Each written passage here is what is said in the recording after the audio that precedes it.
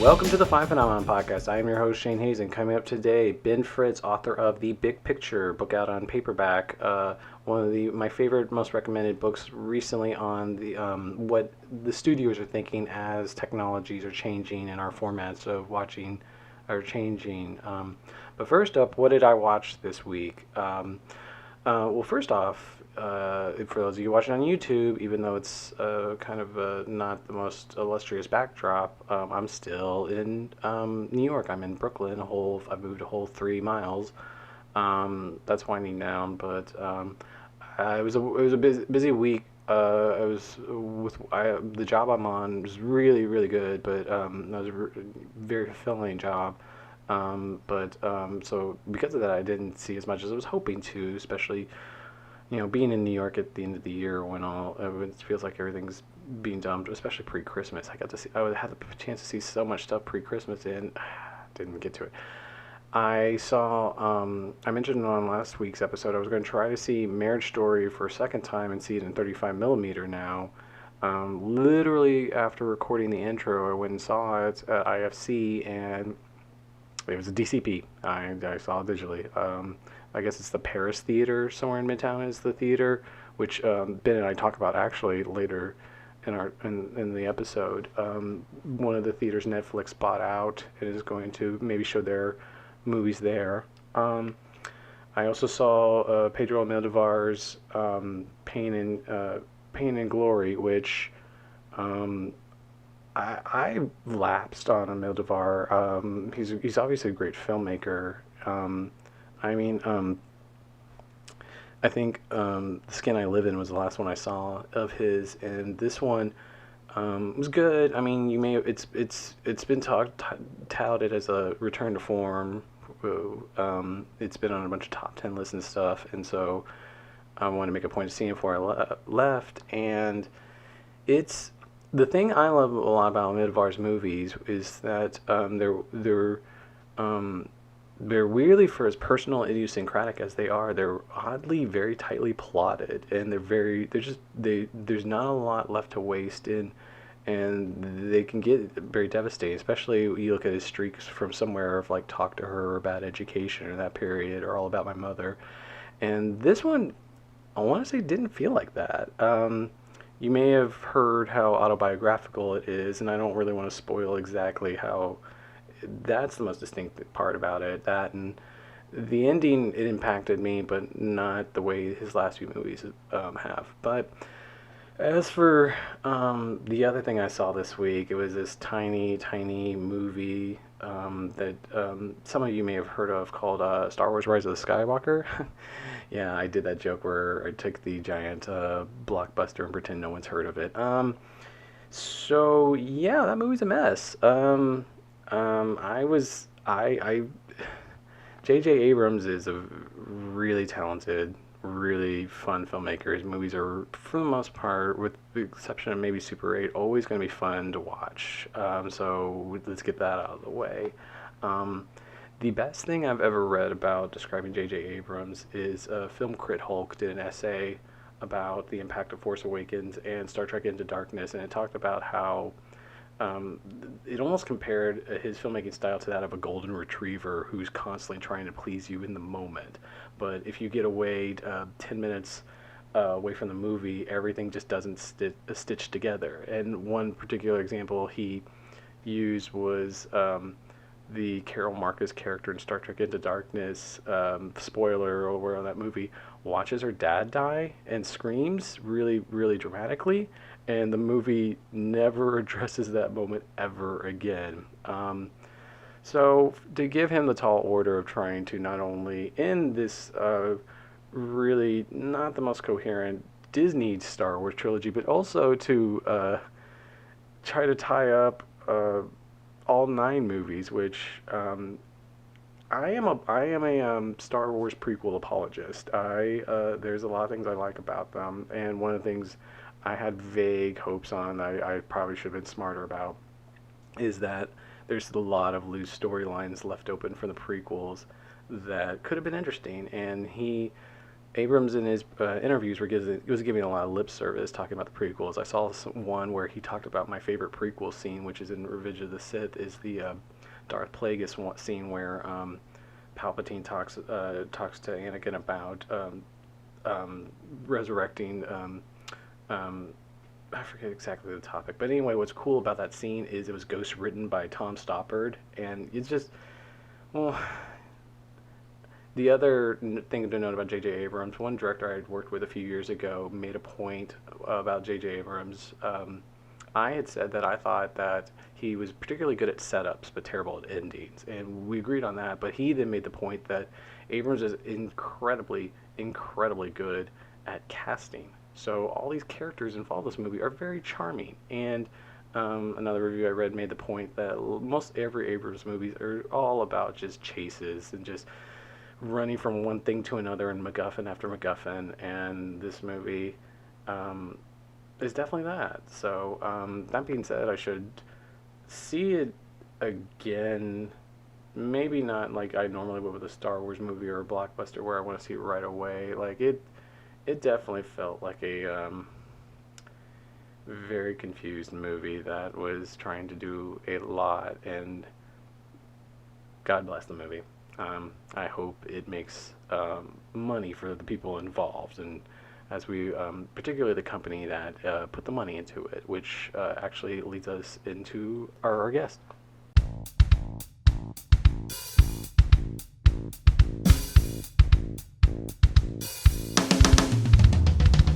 So I read Ben Fritz's book maybe a year and a half ago. I want to say Slash Film had recommended it, and I was immediately taken with just very clear-eyed idea of like with theatrical still going to be the main way studios are making money is there's still emphasis, but it's just talked a lot about different ways with the multinational corporations.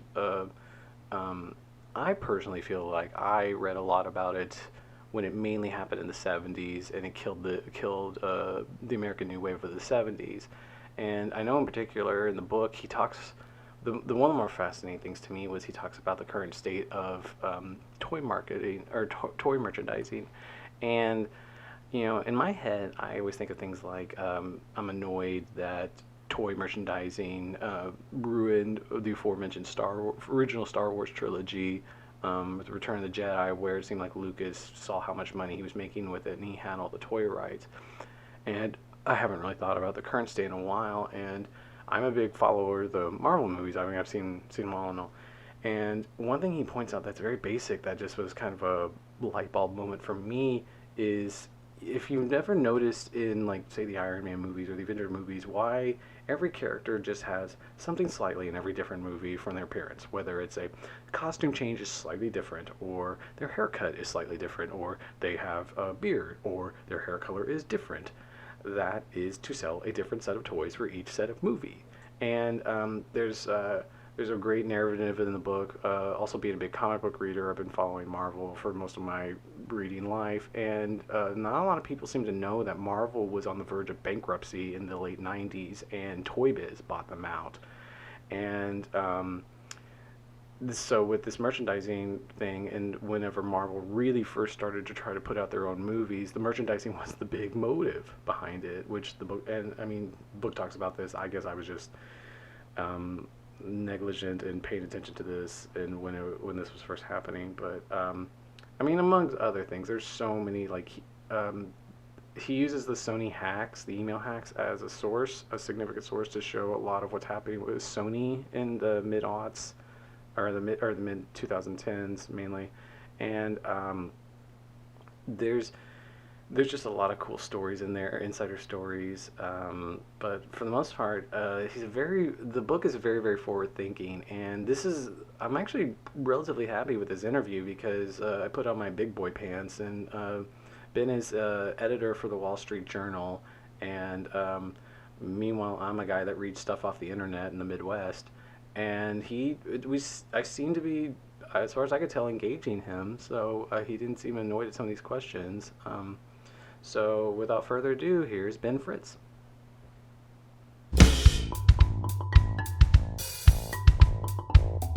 What level, from 1 to 10, would you consider yourself a film fan? Oh, gee, I would say like an eight.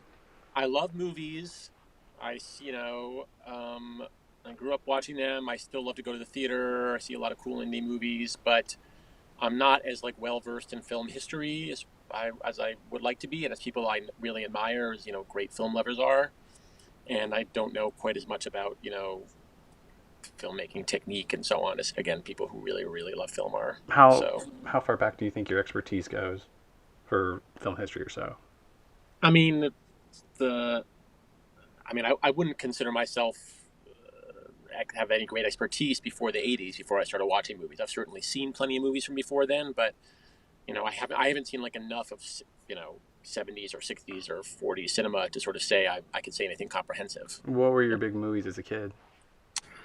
Man, the first movie I remember seeing in a theater was Return of the Jedi. Oh, well, Um, I think you and I may have had the exact same first movie in the theater.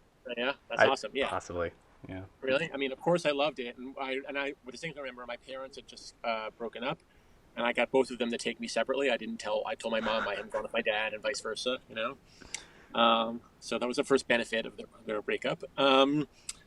Uh, the first movie I remember loving, just like watching over and over on the videotape, is Spaceballs. I thought that was the funniest thing like ever made when I was whatever year that was when I was maybe 9 or 10. Okay.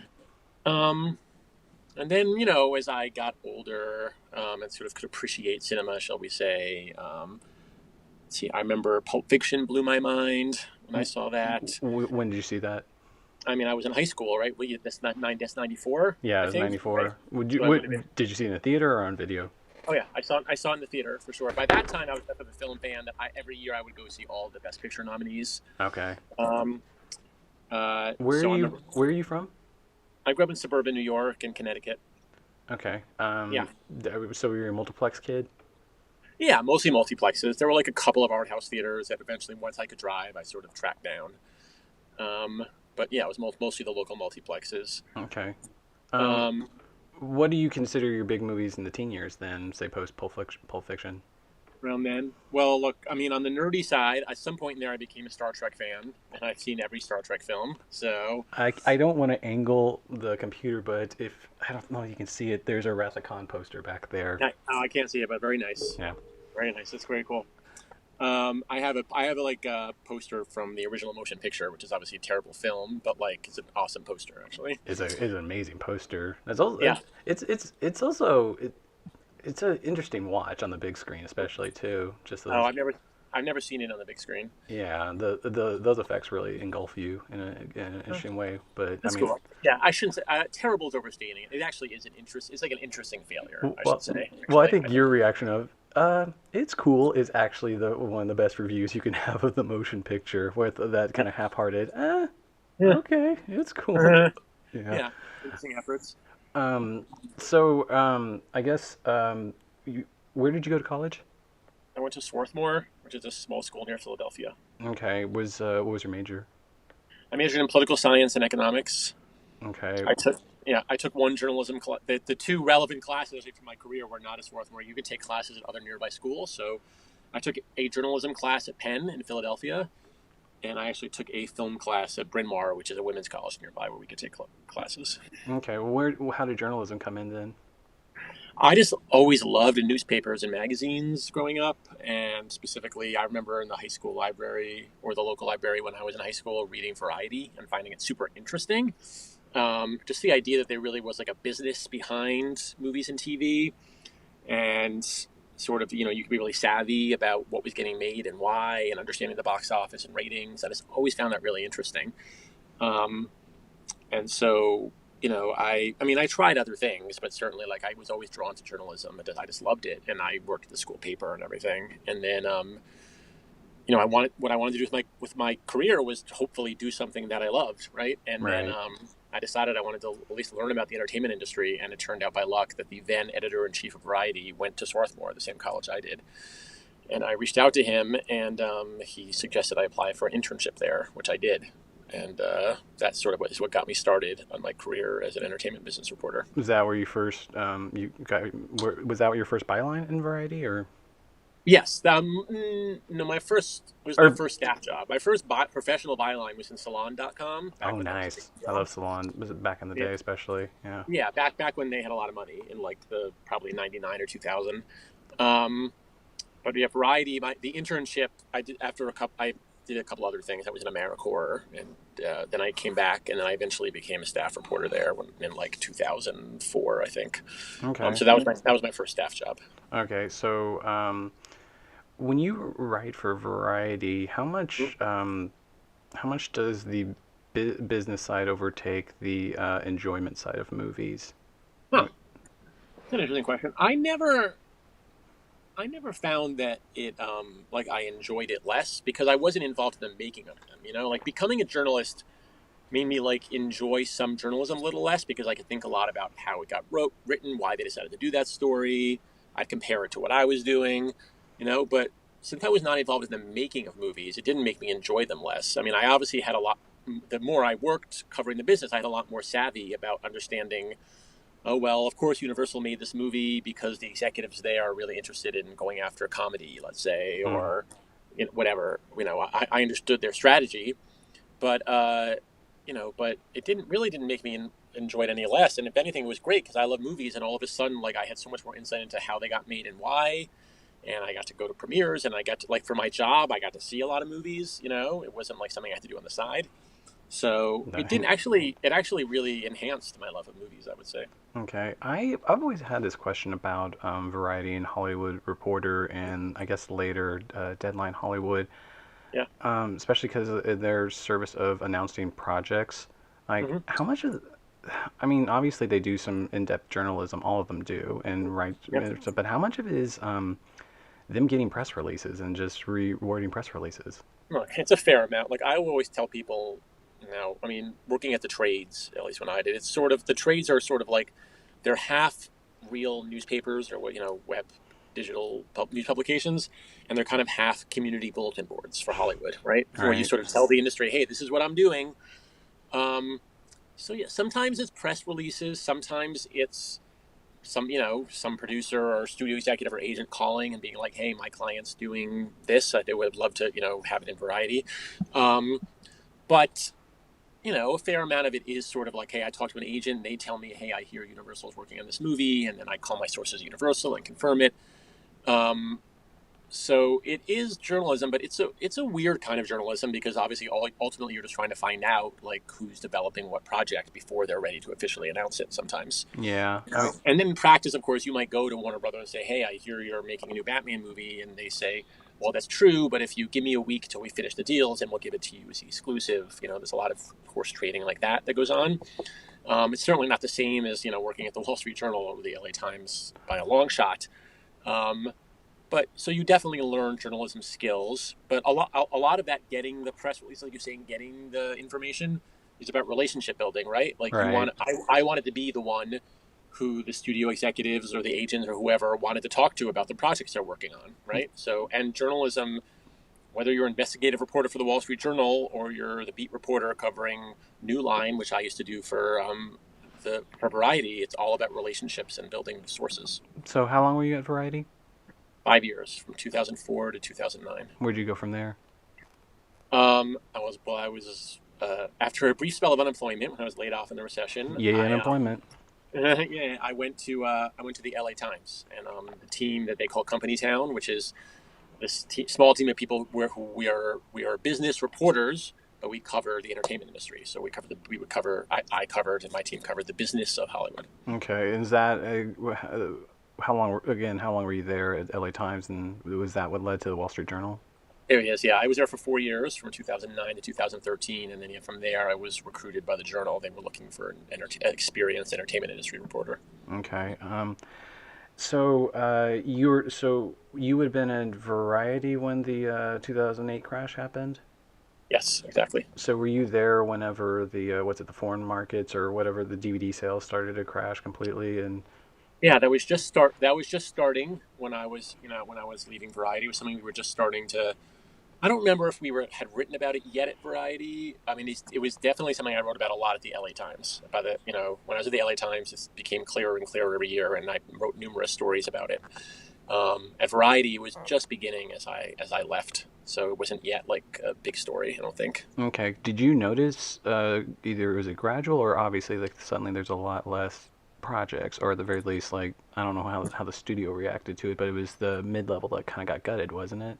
Yeah, it was, and I noticed that. First, I noticed the DVD sales were falling, and I was doing stories about that. And then I started to notice, yeah, there were. The first story I remember really doing where I could tell was I did a story where about comedies and about how there were fewer comedies were getting made. And I don't know what year that would have been, maybe 2010, around there. And the only time that I remember talking to a top executive at one of the studios, and he told me, "Oh yeah, the reason is DVD sales. Like these movies used to do so much better on DVD. Now that's falling out." And we're making half as much as we used to on DVD, and the result is these comedies that were usually not consistently huge at the box office, like we can't, and they were never big overseas. We can't afford to make them anymore because DVD was such a big revenue source. That was the first time I remember my eyes really being open to the fact that these falling DVD sales are having a big impact on what's getting made or not made by the studios. I'm sorry, when was that? Do you remember? That was around 2010. I mean, give or take a year. Okay. I did want to not bypass other accomplishments of yours. You had written a book about President Bush, All the President's Been, or Yeah, co-authored. that's very kind of you. Yeah, it's right. So among the other things I did early in my career was I worked on this blog back when blogs were a big deal in the early to mid 2000s with a couple of friends, and it was about politics and the media and how politicians can sort of deceive without lying in the media. And we ended up writing that blog did pretty well. It was on Salon.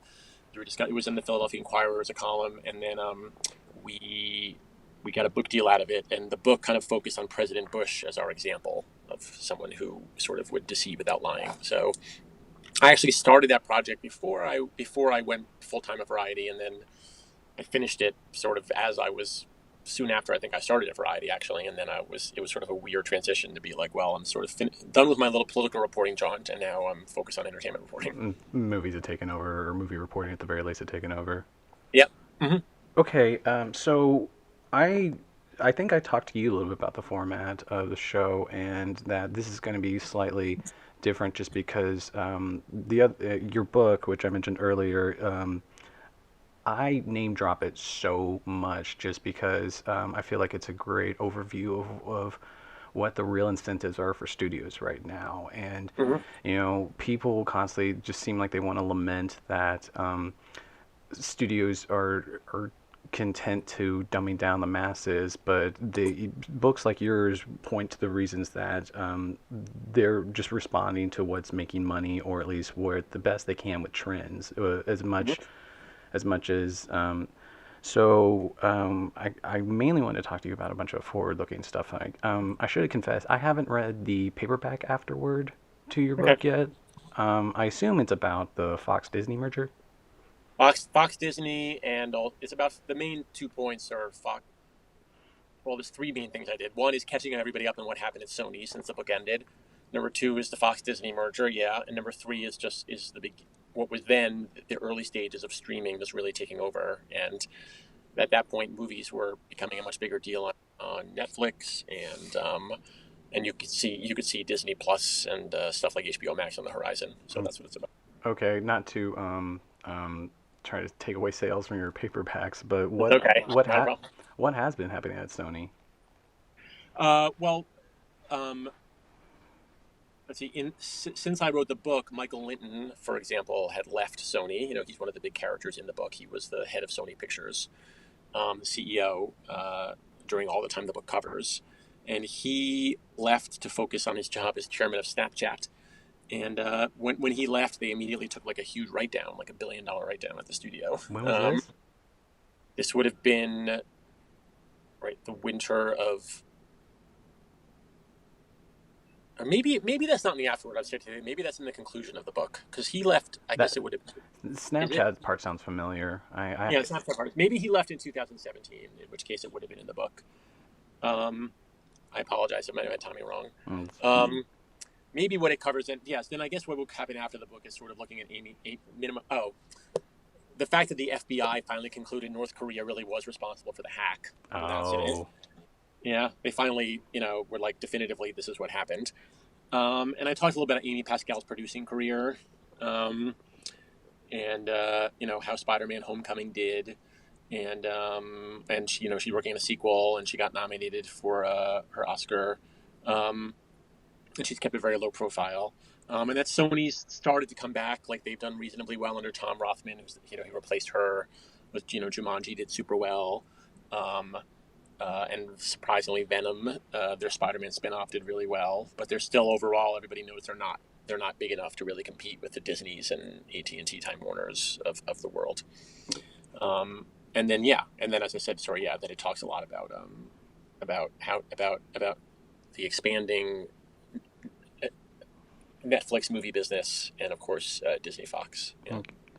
I know one big question I want to ask you about is just something that's bugged me as the increasing trend that's going for as long as I've been paying attention to movies is that the risk aversion always comes down to people. Initially, it was just budget. It was a budget for the production, and then it started to slowly turn over into the marketing budget. People would then start the number. The numbers for marketing kept going up and up, but you never would see anything that, or at least I'm asking you, did you ever see any correlation that the more money they spent on marketing, whether it's just ad buys or just that justified these studios being more risk adverse and constantly going for lowest common denominators in their choices? Are you saying? Sorry, is the question? Is the question? Is there a correlation between spending a lot on marketing and being successful? Is that the question? Yeah, generally. Yeah. Um, I sort of look at it as think about it like the money you need for a presidential campaign, right? Like it's not always the case that whoever spends the most wins, right? Like I don't think anybody thinks Mike Bloomberg is likely to win the Democratic primary. Obviously, Jeb Bush didn't win the Republican primary last time. On the other hand, if you don't have a certain amount of money, you can't compete, right? Like you can't run for president if you don't have a decent amount of money. The same way, like you cannot open a movie nationally unless you have a certain amount to spend at the box to spend on marketing, like a minimum $20 million, an absolute minimum. Like you just can't get anybody's attention, and it's extremely difficult. I, Um, well, and in reality, I guess as a sorry. film fan, what always annoyed me with that is that I maybe I just jumped to the outliers so much that I always want to find the exceptions, or I always want to like point out the smarter use of the dollar, whether it's on trying to do more database or targeted ads or Yes. something like that. But I mean, also it just constantly seemed like risk aversion is just an obnoxious reason not to make a good movie. And Well, that's totally true, right? I mean, there's a very risk averse business, and there's always a good. It's always easy to say no, and it's hard to say yes. And if you say yes and it's a fuck up, then everybody would be like, "What are you doing?" Right? If you're a studio executive, but if you say no, nobody will ever know that it was a mistake in most cases. Um, so when it comes to marketing, yeah, I mean, like I said, you need a certain amount of money to get attention to sort of rise above the clamor these days. Uh, on the other hand, like absolutely, people often spend too much on marketing, and they all know it. But again, nobody like if a movie doesn't do well and you get criticized by the producer of the film or your fellow executives, and they say you could have just spent $5 million more and on this thing I said you should have done this ad buy, then you could be in trouble. Basically, like you might look like an idiot. So there's too much incentive to play it safe and just buy a lot of TV ads and a lot of billboards. What's always amazing to me, and everybody talks about but nobody does, is especially for these sequels where you sort of know who the audience is going to be. Like nobody knew was going to see. What's the latest example? There's not a lot of new people who are going to see Fast and Furious 10 who didn't see Fast and Furious 9, right? It's sort of the same audience coming to see that every time. They tend to perform about the same. Or think of like the Twilight movies. By the time they got to the last one, you could be like, these are the same people. If you could identify who they are and target them online and get them on email lists or whatever, you could presumably save a lot of money. How many billboards and TV ads do you really need? You're not going to reach any new audiences, right? You already know, most people already know if they like Fast and Furious or they like Twilight or whatever it may be. But the studios have not been very savvy at getting consumer data in the past. I think that was a big question I had for you. Are they trying to invest in that? Yeah, I mean that's a big part of the streaming push, right? If you subscribe to Disney Plus or HBO Max or Peacock or whatever, they're suddenly going to finally get information on you. They know who you are. They have your email address. They know what you're watching.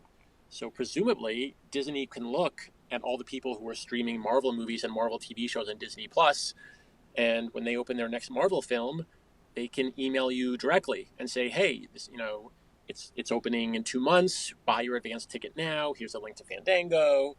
As Mm. a Disney Plus subscriber, we'll give you $1 off, or why don't you pre-order the digital download of the Blu-ray or whatever, and we'll give you this amount of money off." You can totally imagine them doing that, and if it's successful, then they could start. Presumably, they would be able to start to cut back on the amount of money they spend on TV ads and billboards and all that. Do you have, this is slightly switching, do you have any numbers about where theatrical's going, whether the theatrical viewership's going down? Are there specific numbers that point to that, or are they There are. stabilizing? I don't have them in front of me. So, but you can, if you just look at the annual box office, and then there's always an average ticket price for the year, and you can just divide that to get how many tickets were sold, essentially. And the long-term trend this century, obviously, it can vary a bit year by year, but the long-term trend is that box office, if you account for inflation, is like roughly flat, but the number of tickets sold is slowly declining. People are going to movies less often. They're buying fewer tickets. Have you seen any graphs for talking about where streaming is in relation to this? Or I know one big thing I want to talk to you about is where like video games or Yeah. teenagers looking at stuff on YouTube, or any Yeah. like graphs going with numbers going the Yes. opposite directions. Yeah, I mean that's all been going right. I mean it's not entirely coincidence that throughout the 2000s this has been happening while you've had the rise of the internet. Um, it's not like you can never directly correlate like, hey, YouTube launches and all of a sudden box office falls. Right. Okay. Never that simple. But I think any smart person would tell you, and surveys generally show, yeah, like people are have more. The more options people have, the less time they're spending on any one particular option. So the more opportunities they have to entertain themselves at home or on their phones, the less incentive they feel to go to the theater.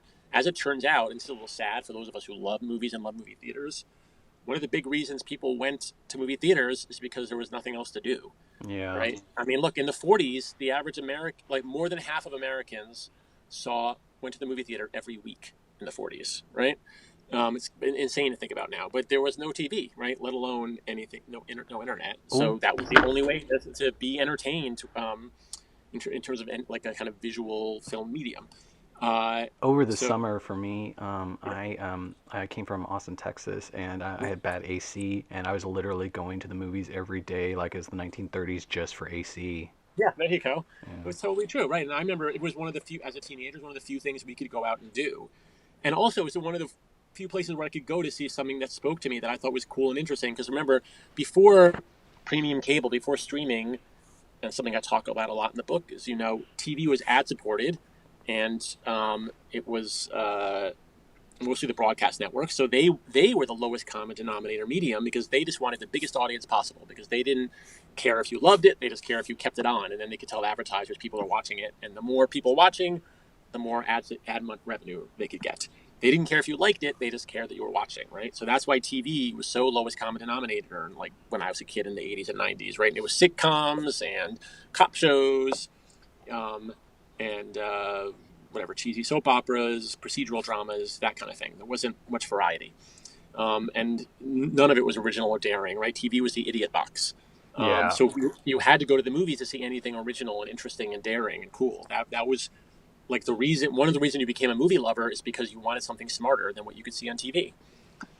So obviously, because economic models changed with the rise of streaming and premium cable in the 2000s, suddenly TV was the home of the smartest stuff. So people started going to movies less because you didn't need to go to the movies to see an interesting original drama, which is the only way you could go find one in the 90s. It's been bugging me in the last few years when you talk to old school film fans who don't watch the peak TV, like they really Yeah, don't have an idea that in terms of if you're watching content with adult sophistication, yeah, TV's just kicking movies ass, and they have of course. it consistently for years. And Right.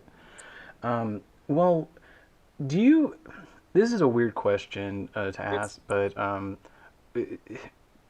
I don't want to blame short attention spans on why kids watch more stuff on YouTube, but at the same time, because I'd like to think it's just more convenience and they can curate what they watch a little more easier.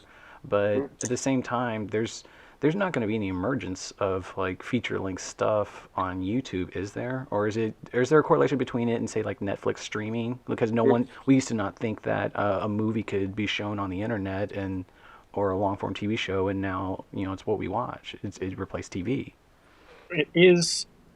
Here's what I would say. I mean, it's not like I think this generation is dumber or whatever. It's just that's never true. I But totally agree. That's but what I will say is like we because there were fewer options. Like at least I know growing up, like I was sort of I had to go to the movies. A lot of stuff I kind of wanted to see that was only in the movies, and therefore I had to develop the patience and the attention span to sit through something that was 2.5 hours long, because a lot of the most interesting stuff that's where it was. Um, so I, to be anecdotal, right? But I have a son who just turned 8, and he likes like he will tell you he often is resistant to seeing movies. Is what I would say. really Yes, he really is. I mean, he likes certain movies for sure. When I get him out, or I sit it more, I put it on. He'll often sit through it, but his first choice is always to watch something on Netflix or something on YouTube. And there's two things I see about his consumption that's different. One is, yes, he would prefer to watch something short because it's sort of easier in his brain and he's used to it. And that's what I probably would have preferred if I had the option when I was a little kid, but there wasn't as much of that option. So for him, it's like a little bit more demanding to watch a film, and he's never in the mood to do that. And the other thing is he loved binging stuff, right? Like his idea of entertainment is once you like something, there's like 50 of them to watch, right? So he loves YouTube gamer videos, and they post new ones like every day. Whatever. that is such a weird phenomenon to me. I mean, or to Yes. our generation, I guess, but Yes, it totally is. It totally is. South Park did a great episode making fun of it about health, which I won't go into. But yeah, like I grew up liking video games, and my parents thought that was weird. But now I'm like, I, why are you watching people play games? Play them yourself. But whatever. That's we're all there's that's always going to happen, and I can't say that these gamers are any dumber than like the after school cartoons I used to watch. Right? They're just different. But the other reason, yeah, why he's resistant to movies is just saying, when he finds something he likes, he expects a lot of it. So whether it's a gamer on YouTube or it's some new show on Netflix or Hulu, you know, he can always binge it, and he can watch, especially if it's an old thing, he can find dozens and dozens of episodes of it. So for him, when he watches one new movie, the idea that there's nothing more to watch is very frustrating to him. once he's actually into something. Yeah, then he's like, when's the next one? He has been bugged. Like he loved the new Jumanji film with Dwayne Johnson and Jack Black. He loved it. That's what it was his favorite movie. He's been bugging me nonstop since 2 years ago. When's the next one coming? Okay. It's very hard for him to comprehend that they wouldn't have another one already made. So that's another thing that the internet has changed. I think in young people's consumption, makes it hard for the movies to appeal to them. One of the insights I read from your book was about the Marvel, particularly inadvertently inventing the shared universe idea, and it becoming this completely organic, brand new way of making sequels without having the same old rules of sequels where you had to like bring all the original cast and crew back or something like that, or you were beholden to a lot of and I don't know, maybe I'm reading into it, but I thought one of the more interesting aspects to it was the the desirability of having a brand like that was that there was some in already in marketing costs, that if you already had your a giant chunk of your marketing done for you. Yeah, yeah, that's absolutely right. I mean, there's a reason why Marvel films have been so consistently successful, right? I mean, they haven't had a flop since the Hulk movie back in 2009. And a huge part of that is the power of the brand. Now, Marvel and Disney that owns them now they don't play it too safe. I mean, or they do play it safe, rather, I should say. They still spend plenty of money marketing each film, but not as much as you would normally have to get a massive billion-dollar film like that off the ground, because yeah, people know I'm a Marvel fan and they just want to see the next Marvel movie. And there's so many people who go to see all of them. Or certainly see a lot of them. They certainly are going to see, every Avengers movie or every Spider-Man film. So they have the brand and they have many brands within it. I mean, it's really brilliant in the current environment. It's a way to stand out. It's a way to appeal to foreign audiences that really like, they really like Western brands, whether it's Apple or Louis Vuitton, or Marvel. So And yeah, as you said, nobody in Hollywood before that had ever conceived that you could do it without just having a sequel with bringing back the cast and the director, which inevitably takes 2 or 3 years. Marvel's insight to basically borrow from the comic books and have a shared universe where the stories can interweave and connect, and then all of a sudden you have 2 or 3 installments, if we would call them, or maybe I think episodes is kind of the right term, every year. Are you It's a brilliant. you're I saw some gleaned something on your Twitter. Are you a comic book fan? I am. Yep. I grew up reading comics, and I still read some. Yeah. Yeah, I'm still a consistent reader. I find it so fascinating. To me, the success of Marvel also is just the fact that they brought serialized storytelling to big budgets, and Yep. serialized storytelling in filmmaking got really popular, '90s with the TV. And I mean, I've always heard people cite like Wise Guy as one of the first ones that did really good serialized stuff, or I forget. There was a Michael Mann show in the late '80s, but for me, I remember the first one I ever paid attention to was Buffy, and Joss Whedon, its creator, constantly cites Chris Claremont's Uncanny X-Men run as a big um, inspiration for doing that. And Yeah. it's so funny that if you look at comic creators, Chris Claremont may not have health insurance right now. Maybe he does, Yeah. maybe he doesn't. But Yeah. he created but him or Stan Lee or someone like that, or so many comic creators, how it died in obscurity and poorness. Like they created this format inadvertently in the movie industry. Yes, that's absolutely right. I mean, it's a bit of a side thing, but yeah, I think even though they get something that they get a little bit of credit, and I'm sure they get some money now. Like the comic book creators, I think, are so undervalued and underpaid for the ideas they brought to Hollywood that have created billions of dollars this century, I know for sure. Warner's for a while was when they got rid of Vertigo as being a creator-owns thing, they were starting to treat comics as their fielder team almost of IP. It felt like, you know. Well, they definitely, that's sort of the way they justify the DC Comics business. Like DC Comics is just some for a company like Time Warner, let alone AT&T Time Warner. It's such a tiny, tiny little thing, and it makes a tiny profit, but barely any. But they could theoretically they can make more money off that capital by making one more film per year or something. But they justify it in large part by saying, hey, this is how where we are coming up with new characters and storylines, or where we're keeping them relevant and we're refreshing them. It's like an R&D lab essentially for the movie and TV business. That's the way That, they look at it. that's so weird. No one treats the publishing industry like an R&D, but that's another rant elsewhere. Yeah. You also posted on Twitter.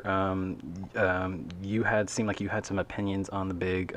Was it this week that the Paramount decree that started to go I down, think or it was was it was last week, I believe, that the Justice Department announced that they were filing to sort of relax it and let it go. Um, and yes, which for people who don't know, just means that there were these rules that said movie studios can own theaters, and they couldn't do tactics that sort of monopolize theaters, like something called block booking, where it says if you want to play one movie, you have to play every other movie from the studio this year. Where they can, if you want Star Wars, you got to take every Disney film that we're releasing this year. and And they couldn't this do it. went out in like '48. Was Yeah, the Supreme Court was it that took it it down? was the Supreme Court ruled that it was anti-competitive for movie studios to own theaters and engage in some of these tactics. And to deal with that, the Justice Department and Paramount and other studios reached what's known as the Paramount consent decrees. And the studios agreed they wouldn't own theaters, they wouldn't do any deals where only one theater chain could get a movie and nobody else would have access to it, and they wouldn't engage in block booking, where because if you want it, we're doing a deal for one film, it involves other films. You have to do a deal for one film at a time. And so those are all now going to be relaxed and go away. Not all immediately. Some of it's going to happen over time. I don't think you'll see any massive changes, immediately in 2020, but over time, you will start to see potentially either studios or the tech companies that make movies, like Amazon or Apple, Oh, buying movie theaters, buying movie theater chains. Even is totally possible. You could start to see some exclusive deals where maybe Jumanji 3 only plays in AMC theaters and won't be in any Regal theaters. That's possible.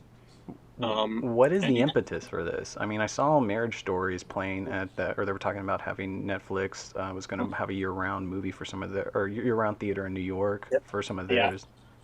they bought yeah. So Netflix bought this one indie theater in New York. It's kind of a special case, an exception.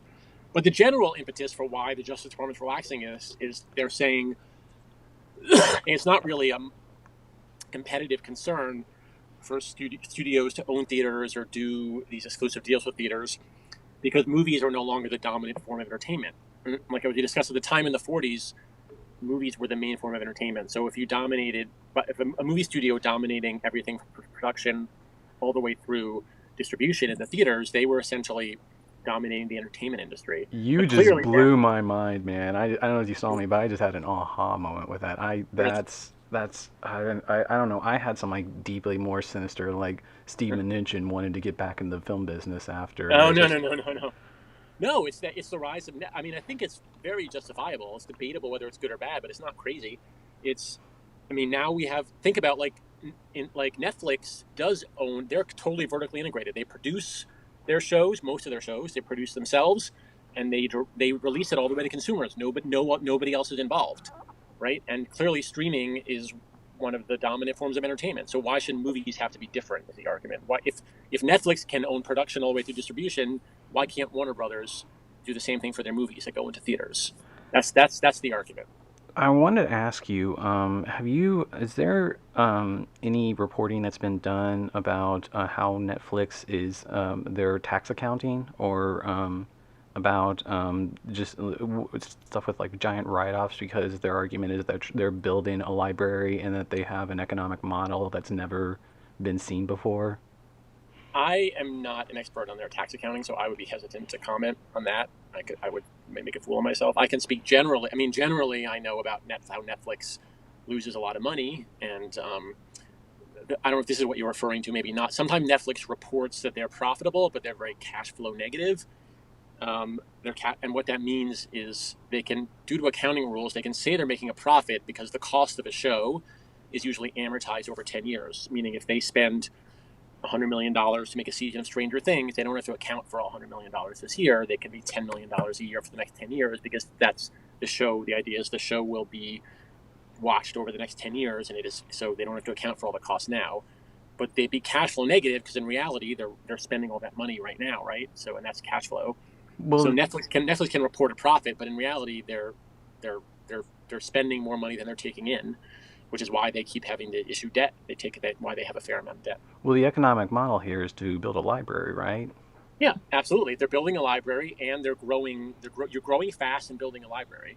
And the idea is they invest in that now, and they're very well positioned in the future to be completely dominant in the streaming business. And think about it like when they make a show now, it's going to be available forever. So there'll be a new generation of kids discovering Stranger Things in 2023 and in 2033, right? And that won't cost them any more money to make then. So these are long-term investments, Was would be that their the argument. was that the big factor in Disney trying to buy Fox and get their library? Yeah, absolutely. Because if you want to have a big streaming business and compete with Netflix, you need a big library is great because people in streaming, people come in the door for the originals, right? Like people often sign up because they want to see The Mandalorian or they want to see Orange is the New Black or whatever it may be. But if that's all you have, then they watch and then they cancel, right? But then they watch that and they're like, oh, there's this whole library of other stuff to watch. And Disney wanted a really big library, and Fox gives them a significant one that they can use both on Disney Plus, and where, for example, they have The Simpsons now, right? From Fox, they have a 200 plus or probably more, several hundred episodes of The Simpsons up that will keep people engaged. And they also got control of Hulu, and a lot of the Fox content is very good for Hulu, which Disney also wants to be a vibrant streaming business. One of the things you talked about in the book is Disney's current strategy, which is really successful for them, and is to just remake old movies and remake old movies for kids, and then they keep looking at things like A Wrinkle of Time and say like, well, that we originals or adaptations aren't working for us anymore. Yeah, yeah, I mean, are they going to apply that to their Fox properties now, like that? yeah. I think you will see. I mean, they just announced that they're doing a new Planet of the Apes, right? And it hasn't been that long since the last Planet of the Apes movie came out. Right. But they're seeing, hey, there's some value in that IP. We're going to try to wring it for all it's worth. Um, and I think, obviously Avatar they see as having a lot of value. Yeah, they're looking through the Fox library and anything they think could become a franchise for them, whether on film or TV or streaming, I should say. Disney's going to wring it for all it's worth. and you're going to see less and less original stuff coming out of Fox. Even something like Ford versus Ferrari, which has done pretty well, was a Fox movie. That kind of thing is just not a priority for Disney because there's no spin-offs, there's no sequels, there's no theme park rides or merchandise. It's just a one and done. Um, that as that kind of content, of course, is going to be just for streaming platforms in the future. You're not going to see much of it released theatrically. Um, I guess. Are you familiar with Karina Longworth's podcast? You must remember this. Yes. Have you listened to any of her new season about Song of the South? No, I haven't. She talked about that basically this remake strategy is an update of the old Disney strategy of vaulting old movies, where they would put movies in the vault and you wouldn't have released them on home video or for release. Did you see that story that Disney was either telling some theaters that they were going to start vaulting some Fox movies like it was like a Fight Club and Aliens or Die Hard or something like that? I didn't see that story, but that's actually kind of smart. I think that makes sense. Like you can imagine Fight Club disappears for a few years and then all of a sudden they bring it back out and everybody will be talking about it and tweeting about it, and all of a sudden it's available again on Hulu or something like that. That seems like an interesting strategy. Yeah, but it also just seems like there's also the possibility that they just might make mediocre remakes that are get kids to go see just because their parents told them the original was a good movie, and then they just you have diminishing returns of inspiration from movies or just. Well, man, we're past that point, man. I mean, did you see Beauty and the Beast or Lion King or Cinderella or The Jungle Book? I mean, that Disney has done that to huge success, and those films, by and large, have not been, let's say, I don't think the most creatively inspired films that have come out Right. of Hollywood recently. So Disney, they look at it and they're like, this, as Bob Iger said to me and is in the book, like they're treating the movie business like a business first and foremost, right? So if this works, they're going to keep doing it. And if they see Fox properties that they could do the same thing to, they're absolutely going to do that. I guess part of the reason I brought up YouTube, and I have a kind of larger thesis here that, and I've been complaining about it for years, working occasionally in the film industry, that I'm curious how you feel about this, that the constant going for treating it more like a business, the constant lowest common denominator practice, the just getting blood from a stone, it feels like, of creativity in Hollywood. Do you think there's any kind of the studios in particular, the movie making studios, have set themselves up for whether it's Apple or some enterprising filmmakers on the internet or from Silicon Valley to overtake their hold on, if not just feature films, but I don't know, entertainment or in general? Um, Is that extreme? I think that's extreme. Look, first of all, if they were only movie companies, then I'd say more so, right? But all the big media companies also have streaming platforms where they're doing plenty of original content. Disney, perhaps somewhat aside, but HBO Max is going to have tons of it. Peacock does. Disney owns Hulu, which has some. So I think it's just like original content is going to the streaming platforms, which is where the tech companies already are. I don't think you're going to see Apple or I mean, we've seen it with Netflix. Like they're not all of a sudden dominating at the box office. Netflix films make no impact at the box office. Nobody's worried that The Irishman is stealing eyeballs away. Amazon's movie strategy has been largely unsuccessful at the box office. So as far as the movie business goes, for better or worse, all the evidence is that these big franchise films made by the studios are what dominates the box office. When it comes to streaming, the studios don't have any particular advantage. They have their library, but if Apple makes great shows, people are going to watch Apple TV Plus, and if Amazon makes great shows, they'll watch more of Amazon Prime, and if Disney Plus makes great shows, they'll watch that. HBO Max, you name it. So you're going to see lots of original stuff in streaming, and if the studios don't have great content on the streaming platforms, they will lose to the tech companies. You're right, but when it comes to the box office, I don't think the tech companies care. I did want to ask you, what is the current state of Apple's streaming service? Like, did they? I mean, I feel like didn't they post some big numbers, but the general perception was that it was a little underwhelming. Yeah, I mean there's no question that it's not great for Apple to come out of the gate with, I believe, 4 major new shows, all of which got mixed reviews. And since they have no library, the platform relies entirely on these original shows, and they got very mixed response. So I don't. People may have checked it out, especially if they already have Apple devices and it's free. But ultimately, Apple TV Plus is not going to make much of an impact unless they have a consistent string of successful shows. And again, because they have no library, even if one show is great, people may watch that and then okay, I'm done. Is there anything So lined up to change that, or anything on the I horizon mean, looking? they have a bunch of stuff, right? They have an M Night Shyamalan show coming very soon. They have a bunch of other stuff in development. But who knows if it's going to be good? What I will say is like trying to build a streaming service without a library is very, very hard. Nobody else has done it. Amazon licenses a bunch of old stuff. Obviously, Netflix has a library that they license and they're building. I mean, Disney has one. All the media companies have one. Everybody has one. Apple is the only one trying to do it without a library. So that is very, very hard to do. Speaking of Amazon, what's the current state of the Amazon Studios? Because I know, at least on Facebook, one of my favorite reads is Ted Hope, and Yep. he seems to be one of the most insightful, forward-thinking people in the movie business. At least, Yeah, so what? he's a really smart guy, and he's one of the people really keeping the torch alive for indie film.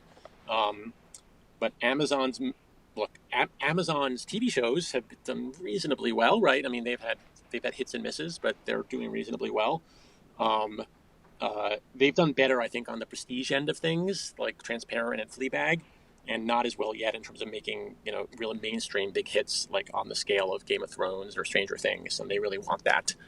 That's one of the reasons they're spending hundreds of millions of dollars on a Lord of the Rings show, just for example. So they're still looking for that really big mainstream hit, but they're doing reasonably well on TV. And their movie strategy, they, unlike Netflix, decided they were gonna really focus on indie films, and they were gonna release them theatrically first. And they, by and large, that has not been very successful for them. They've had a lot of flops, movies that have flopped both at the box office and also in terms of buzz and critics' responses. Well, Um, are they going? Was I thought I saw a story the other day that said they were kind of retreating slightly from indies, at least. They But are. I think they are because they've gotten their butt kicked so much. And last year they tried again. They bought a bunch of movies at Sundance, like Late Night and the Report, both of which have not made the kind of impact Amazon hoped for, to say the least. So I think they're retreating a little bit from that. Maybe they're going to focus more on genre films. If they're already doing more direct to streaming or very short window goes to streaming rather than traditional box office windows, I think they'll see more of that. And it's not, I have a chapter in the book about Amazon being a bit of the savior of the indie film business, and that was true at the time, but it's much more in question now. Their film strategy has not been that successful. what is the savior of the film business right now, uh, or indie film, at least specifically? I mean, if all you care about is them getting made, then I think streaming is still fine. Like I think we'll still see plenty of those kind of stuff on streaming. I mean, The Irishman, Marriage Story, and The Two Popes are three great films, right? All from Netflix this fall, just for example. But they're clearly made to be seen on streaming, and 99% of people are going to see them on their TVs or tablets or whatever, not in the theater. Um, so as long as you just want it for them to get made, and you don't care where you see them, then streaming platforms like Netflix and Hulu, I think, is going to do a lot of films with Fox Searchlight. I think that's a vibrant future for those people who care about seeing them in theaters. Um, there's no saviors on the horizon. I mean, it's not looking good. I mean, A24 is still out there, and they'll keep going, and that's great. And Searchlight will release their films in theaters to a limited extent, but it's never going to go back to what it was in the 90s and early 2000s in terms of theatrical releases for indie films. Mm. I don't know what happened last year, but wasn't it 2 years ago that there weren't any major sales at Sundance except for Amazon and Netflix buying, or maybe it was only Amazon was buying stuff?